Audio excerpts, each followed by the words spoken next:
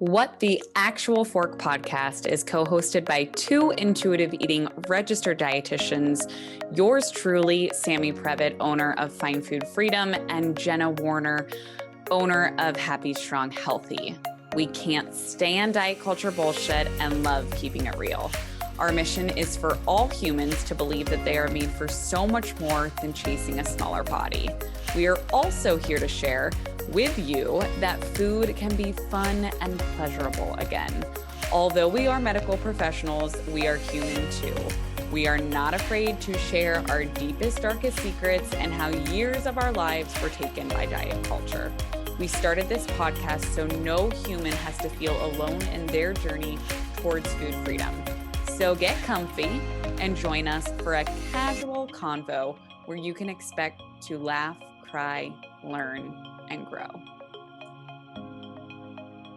Welcome back to another episode of What the Actual Fork podcast. Today we are super excited to bring you an episode with Vinny Welsby, otherwise known on Instagram at fierce.fatty.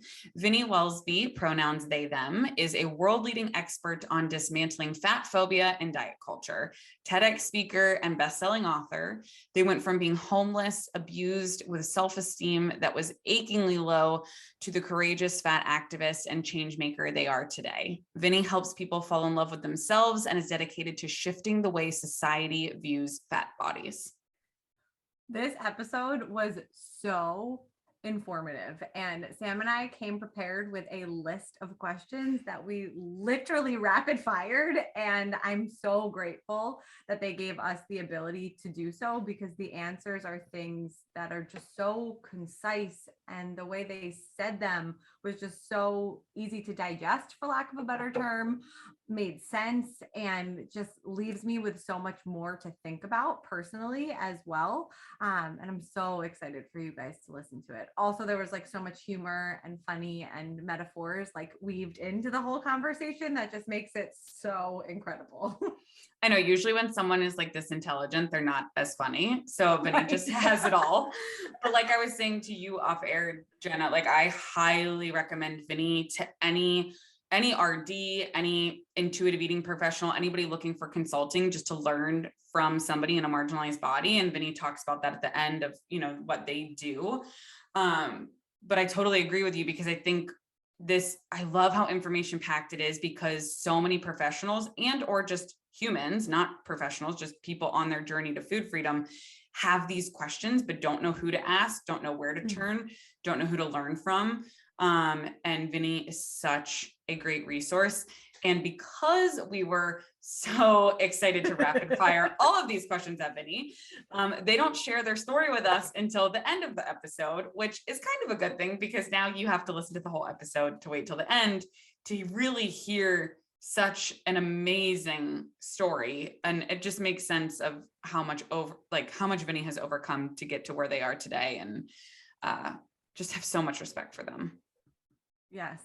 And before we say, let's get into it, I also just wanted to add that they made me personally, and because this was the first time I was meeting Vinny, but they made me feel very comfortable asking these questions, and also safe, which I think is really important. Yes, absolutely. As Vinny will say on this episode, there's no shame or guilt that needs to be had. Like every single human being has fat phobia, like period, end of story. Vinny even says that in this episode, that like have it, like everyone has it just because of the world we live in.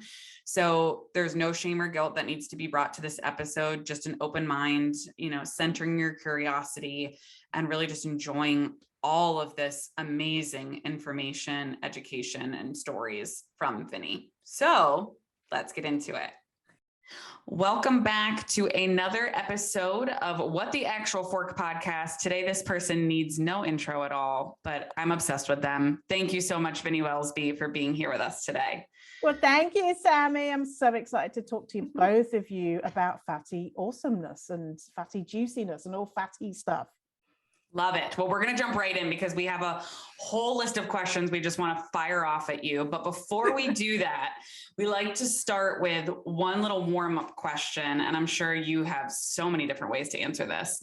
But being in the field of, anti-diet, intuitive eating, fat acceptance, but all things body image, what is the last time or experience you've had, or the last thing you've read or seen that kind of stopped you in your tracks and made you say, what the actual fork is going on?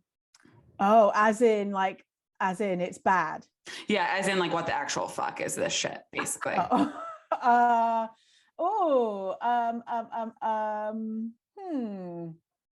mean, the lists are endless, right? Every day we get like 20 exposures to this kind of stuff. Yeah, but I'm lucky that I don't everyone that I follow on social media, I don't see a lot of that stuff.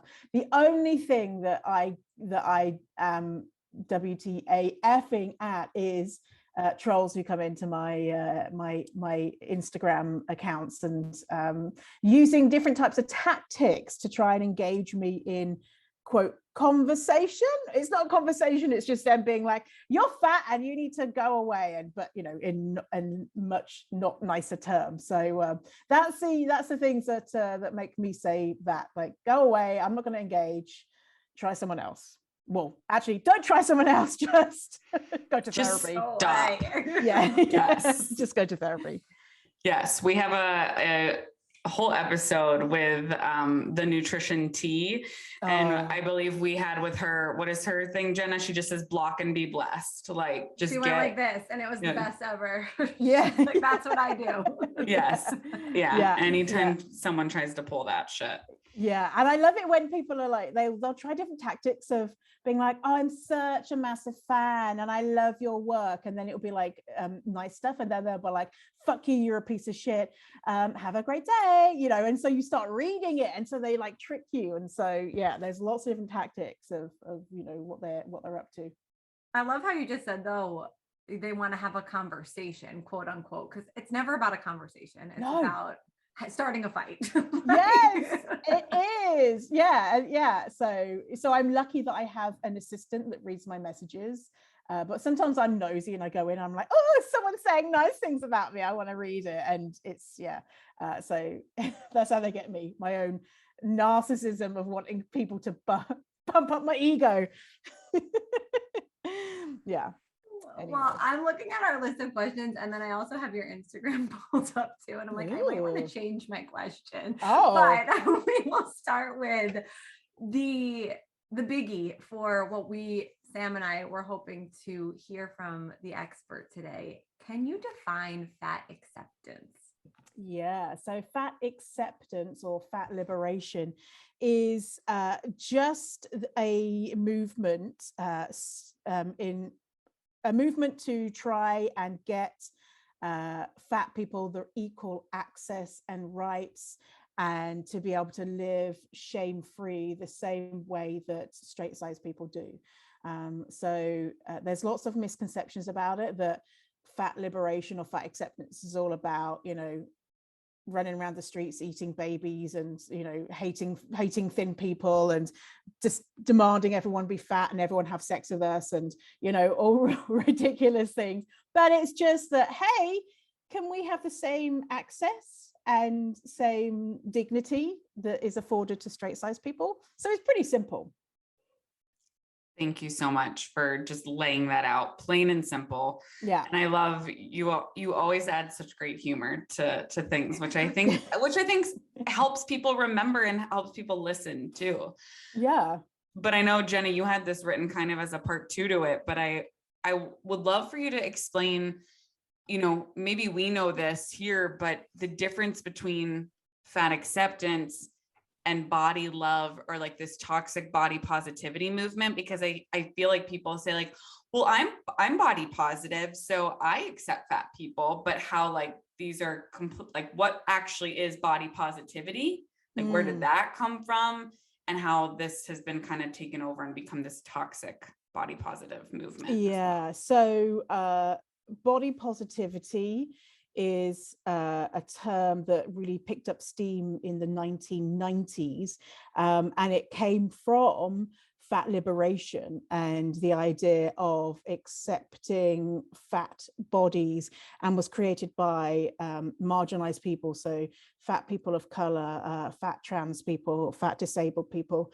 And so you see a lot of people saying body positivity, it's all about like love yourself and accept people when they haven't an quote excuse. Like I see a lot of trolls say body positivity is all about helping people who are burn survivors accept their bodies. And I'm like, like, obviously that's a wonderful thing. Obviously it's important for people to not spend their lives hating their body, but that is not originally what body positivity was all about. It was all about centering the most marginalized voices and saying, hey, let's treat people of all different diverse body sizes the same, and focusing on people with larger bodies. So it's been turned into straight sized people twisting themselves into pretzels and saying, look at this little skin fold that I have, and I'm so brave for being able to be on the internet with this, you know, with this gigantic body of mine. And it's taking away from who the movement is for and what the movement is about. And so for me, I'm like, I'm just going to let body positivity go and just let those people have it, because for, in my mind, fat liberation and fat positivity is like what we say in the UK, a phrase is, it does what it says on the tin. Like there's no mistaking what fat liberation is. It's about fat people. And so people with the most privilege in their bodies can't take that from fat people. Hopefully, maybe they will one day. I don't know. You know, who knows? But yeah, that's it. Awesome. Thank you so much for just defining that. I felt like we couldn't even really jump into some of these questions without really defining those things and setting the foundation for this episode. And before I get into my next question, Jenna, I want to make sure I'm not overstepping you, because I feel like we're like nodding a lot to that one and really engaging in that.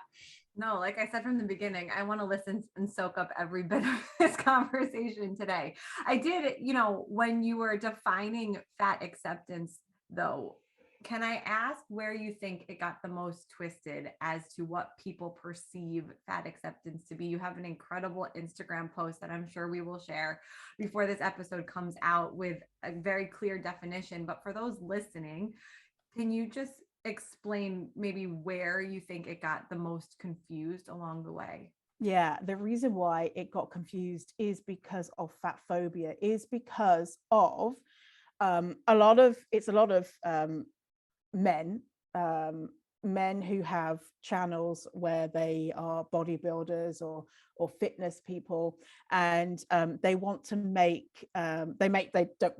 do make content talking about how awful fat positivity is, and the only way that they can make it out to be this awful thing, because if it's just, hey, you know, treat fat people as people, they can't, you know, they can't make entertaining videos if that's, you know, what they're talking about. And so they come up with these absolutely wild, ridiculous things like, you know, fat positivity, every single fat person says that you must have sex with them, and if you don't, then you're fat phobic. Or fat positivity, all these fat people are just forcing everyone to be fat, and if you're not fat, they hate you. Because that's interesting, right? That's, before I knew about fat positivity or fat liberation, I'd be clicking that, being like, oh my God, these fat liberationists, look at them. I can't believe they're forcing me to have sex with people who are so unattractive. So, I mean, it's just interesting. And so it comes from people who are steeped in fat phobia, who have a ton of power and privilege in the world, because it's terrifying to see this whole group of people say, hey, you know, let's just treat everyone equally, because it means that they will have to relinquish their power. And so they have to get creative to convince people that that shouldn't happen. That was such a great explanation. I'm so happy you asked that question, Jenna. And that's I feel like I haven't heard that from you yet, Vinny, because we've done the Find Food Freedom team has done some continuing education with Vinny. And this next question that I want to ask, I know the first time I saw it, I believe, was in one of our sessions with you where you broke down what is fat phobia, and you have this amazing graphic. Again, another one we will share. You're the best like infographic person out there with the levels of fat phobia. Can you kind of break that down for listeners? Because I think fat phobia also, all these terms, right? They're getting more and more well known, and I think they're just getting thrown out there and people are using them maybe without knowing what it really is. So if you could let us know, what is fat phobia and what are the levels that you see kind of arise? Yeah, so this is not something that I came up with. This is something that is a part of social justice work, which is the 4 I's of oppression. And so the 4 I's of oppression helps us understand how fat phobia manifests in the way that we think, and in the way that we behave, and in the way that society set up. And so the 4 I's is, the first one is intrapersonal or internalized fat phobia. So intrapersonal or internalized is the beliefs that you hold about fatness, or your fatness if you're a fat person, and how you perceive yourself due to those beliefs. And so if you're a straight sized person, you'll have internalized privilege. If you're a fat person, you'll have that internalized fat phobia. And so that will show up as negative self-talk, agreeing with fat phobic beliefs, minimizing yourself if you're a fat person, or those things for straight sized people. Next, we have interpersonal. So interpersonal fat phobia. And this is the beliefs that other people hold about your fatness if you're a fat person, and how they treat you due to those beliefs. And so interpersonal fat phobia is being shamed by loved ones, rejected as a romantic partner, fat jokes, that type of thing. And so that's a lot of the surface level stuff that we see when we think of fat phobia, but actually it goes even deeper. And so if we go below the surface of the things that we think about every day, we can move on to the next I, which is institutional. And institutional fat phobia is the beliefs society holds about your fatness, if you're fat, and how it treats you due to those beliefs. And so what that looks like is medical discrimination, job discrimination, education, like lack of access to education, access to resources, a lack of sense of community belonging. And finally, the final I is ideological fat phobia. So ideological fat phobia is the idea that fat people are inferior, ethically, morally inferior, and don't deserve dignity and respect. So that is a social, cultural, and political belief. And most of us can say, yes, we live in a society where ideologically we're fat phobic. The old saying, like, everyone knows that it's unhealthy to be fat, that fat people just need to exercise more and eat less and they will be thin. So it's this belief. And so to challenge fat phobia, we need to dismantle all of those aspects, especially the things below the surface. And so that's the institutional and ideological fat phobia. Ooh. I just took a deep breath after that. Yeah, it's a lot, right? And so that's really important to know that stuff. And the reason it's important to know that stuff is when it comes to people who say, yeah, but straight sized people have it just as bad, because there's skinny shaming and size privilege. That's not really a thing. And it's important to say, yes, it's not okay to shame anyone for their size ever. If they're small, if they're skinny, if they're thin, whatever, and if they're fat. But the difference is that straight sized folks don't have to deal with institutional fat phobia. They don't have to deal with going to the doctors and being told that they can't get access to IVF treatment because they need to lose weight, or they need to have stomach amputation surgery before they're allowed to. They don't unable to access an MRI machine because they don't, fit their body. They don't get rejected continually on dating sites because of their size, etc., etc., etc., etc., etc. The list goes on for a long time. It's exhausting. So that's really important to recognize that the world is not set up to support the dignity and lives of fat people. Thank you so much for explaining that in that way, because I'm having like the flashback ickies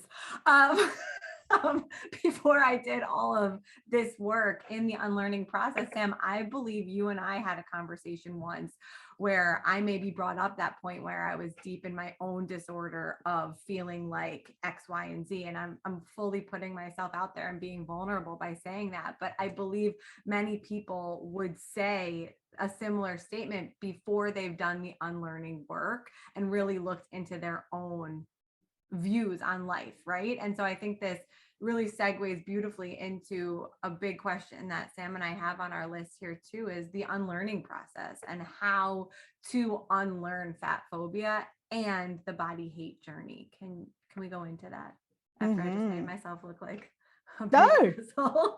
No, honestly, I talk about on my podcast all the time about how I was a giant bell end, that I used to think this and that. I probably still am a giant bell end because there's so many beliefs that I have and I don't realize, right?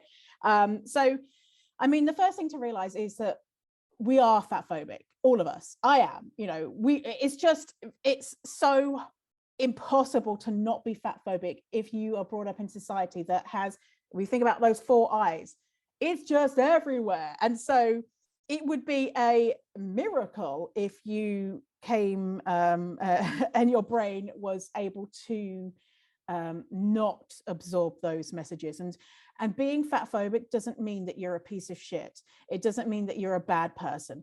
It just means that you've got a gorgeous brain that's picked up information that's helpful for you to survive in society and to fit into this idea of who we should be in order to thrive, which is obviously faulty. But I don't want people to feel shame or blame or feel bad because they're having these beliefs. And so if I were having a conversation with you, Jenna, and you said, oh, but, thin people have it just as bad, I'd be like, oh, juicy. Okay, let's get into it. And let's look at that belief and let's provide an alternative perspective. Let's see if there are different things that might be helpful for you to be exposed to. Let's see if we can pull the thread. And so for me, I see these fat phobic beliefs as a gift because it shows us what we need to unpack. And I like to think about, our beliefs. I like to think about it as our beliefs are a suitcase, and inside that suitcase is all this evidence that supports that belief. And so your suitcase might be different from my suitcase, but there's probably a lot of overlap. And so we need to take out every single item from that suitcase, and that suitcase could be giant, right?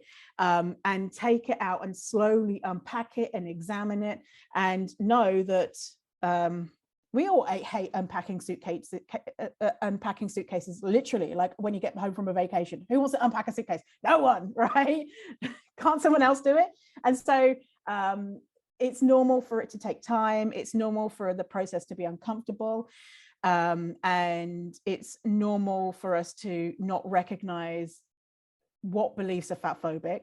And so we getting out of this idea that we should be able to just read a book or listen to a single podcast or whatever, and all of a sudden we're going to be fat positive.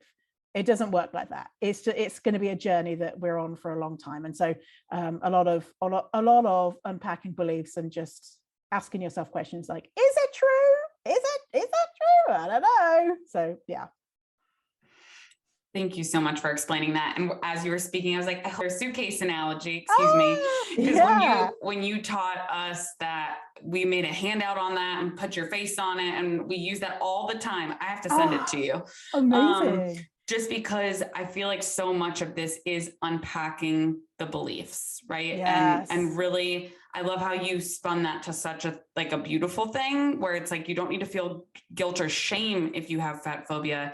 It's just leaning into that curiosity. Yeah. And one thing I wanted to point out too, because I know we get a lot on this, and it was kind of a follow-up from Jenna, is how any size body can have body image issues, right? Yes. And I think that's sometimes where there's the confusion. People are like, well, I'm struggling and I'm in a smaller body, but they're thinking that like the fat phobia and body image issues are one and the same. But like you said, yes, anyone can have body image issues, but somebody in a smaller straight size body is not going to know the discrimination, the oppression, the weight stigma, all of these things that somebody in a larger body is experiencing. Yes, exactly. And I did an episode on my podcast on cults, and the idea of when you get out of a cult, the most of society is like, "Oh, thank God, come and live with us in society, and we'll support you." And that was bad. And with diet culture, the idea of it being a cult.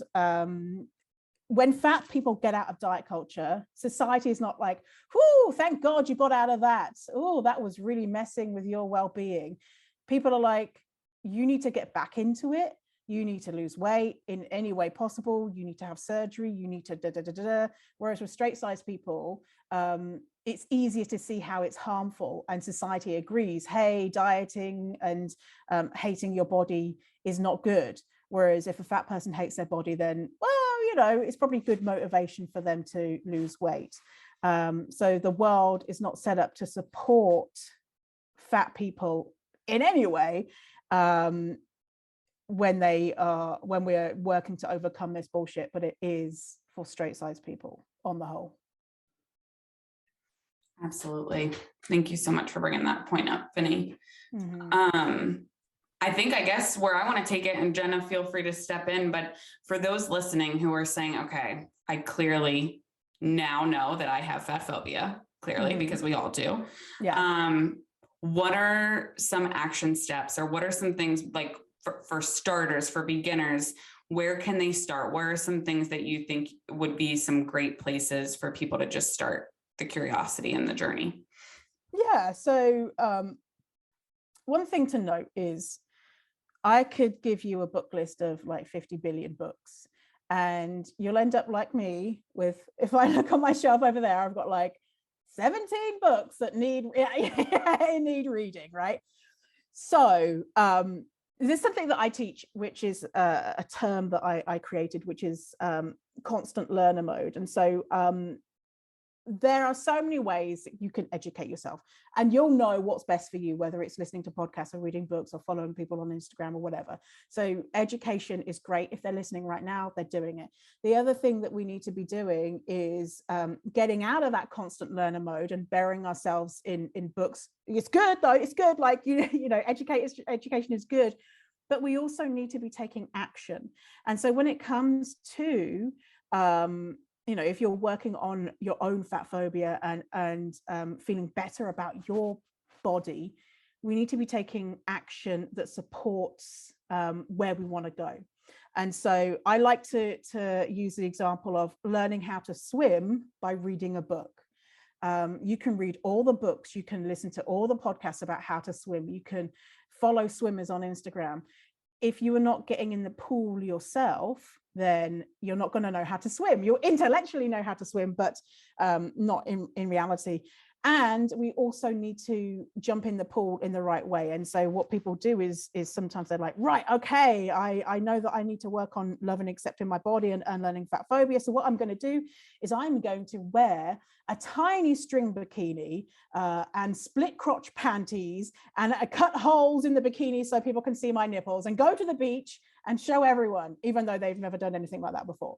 And so that's like jumping in the deep end, right? And it's going to traumatize you.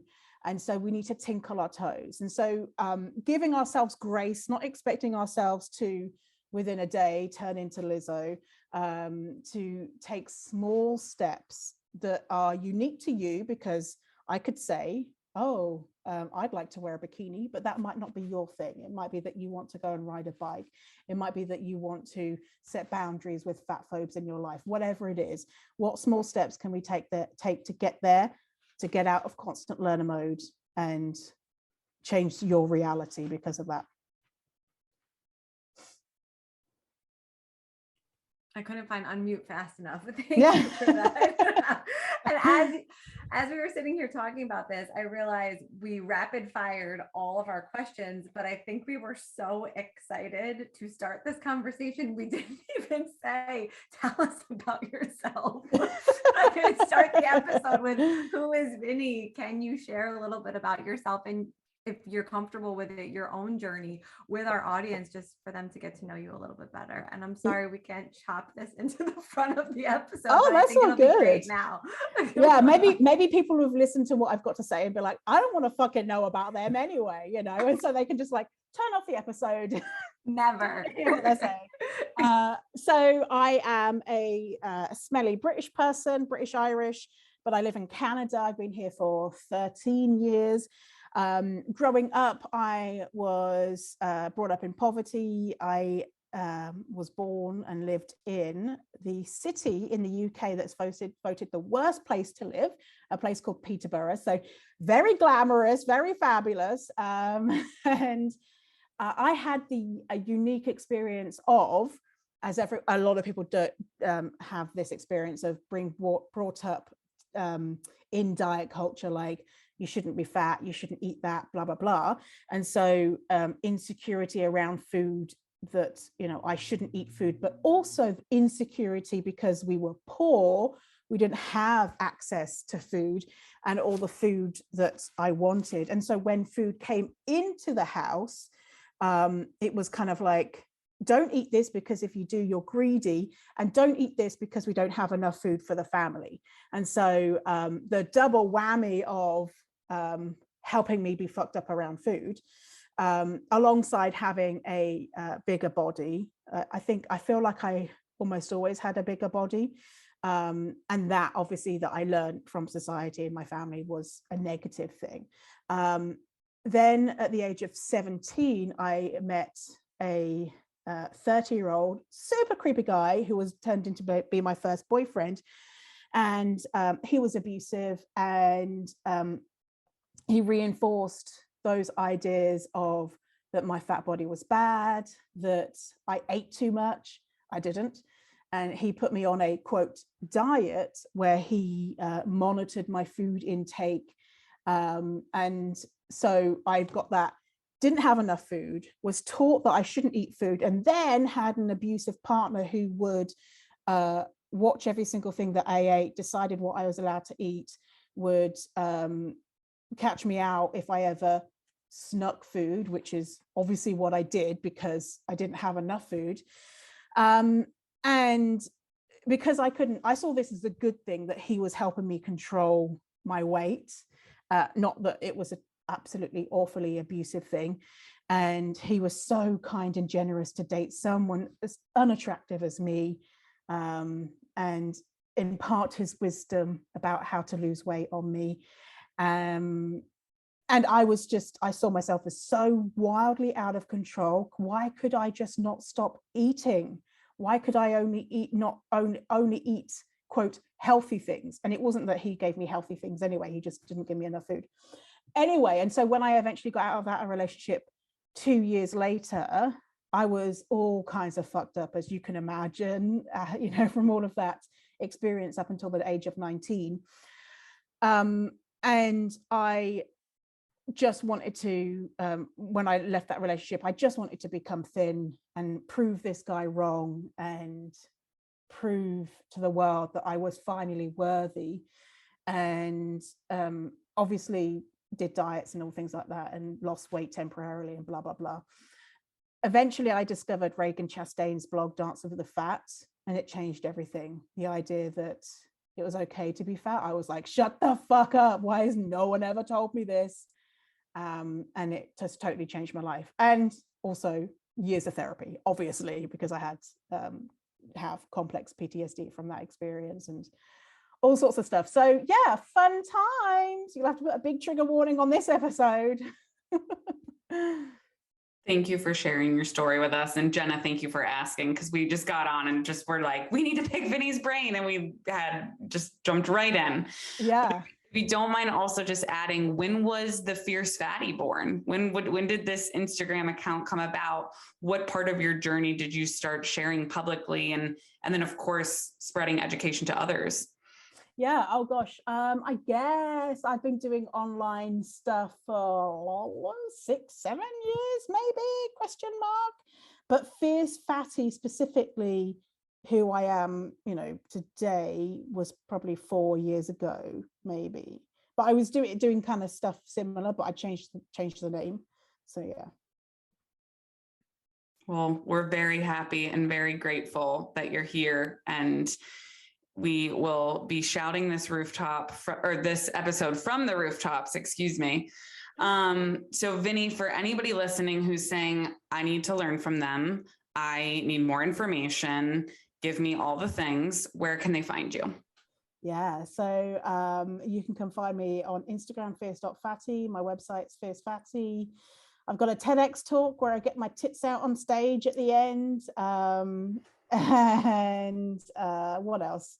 Oh, I've got Fierce Fatty Academy, which is my program. And if you are a healthcare provider, someone who is a coach or whatever, I also do consulting and help people who are talking to fat people and have a fun time doing it. We have a laugh, don't we? We always do with you. Yeah. Thank you for being here, Vinny. Hey, listen, you both asked some really awesome questions. That was really some cool. Amazing answers. Yeah. We're so grateful.